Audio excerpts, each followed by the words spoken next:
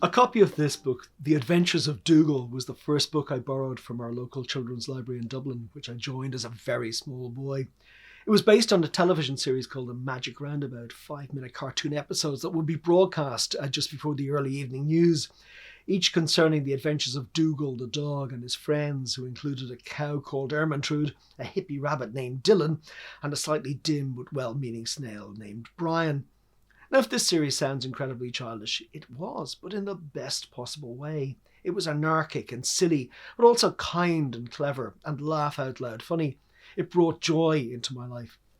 The Magic Roundabout was the brainchild of a wonderful man named Eric Thompson, the father of the actress Emma Thompson, who took a French TV series, La Ménage Enchantée, got rid of all the French scripts, and invented his own stories and dialogue. He then set down some of those tales in book form, or in some cases made up completely new ones, as with The Adventures of Dougal.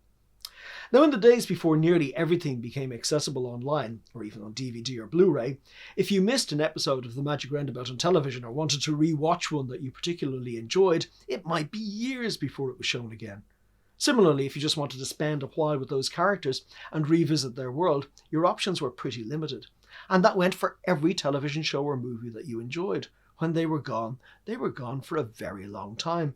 But readers had a way around that. And it came through books like these, because I could go to the library and borrow The Adventures of Dougal or The Adventures of Brian or Ermintrude, and I was back in that world again, surrounded by characters whom I loved and who made me laugh. This was, on one level, our equivalent of hitting the watch again button on a screen. My father, I remember, could not understand this at all. The idea that a child, or worse an adult, might want to return to the same book over and over. He wasn't much of a reader, and the idea of reading even just once what he probably regarded as worthless books, let alone reading them again and again, baffled him.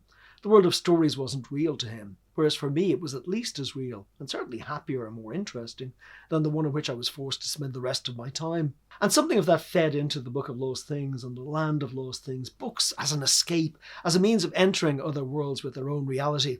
And from Eric Thompson and The Adventures of Dougal, I also learned that it doesn't hurt to be funny along the way.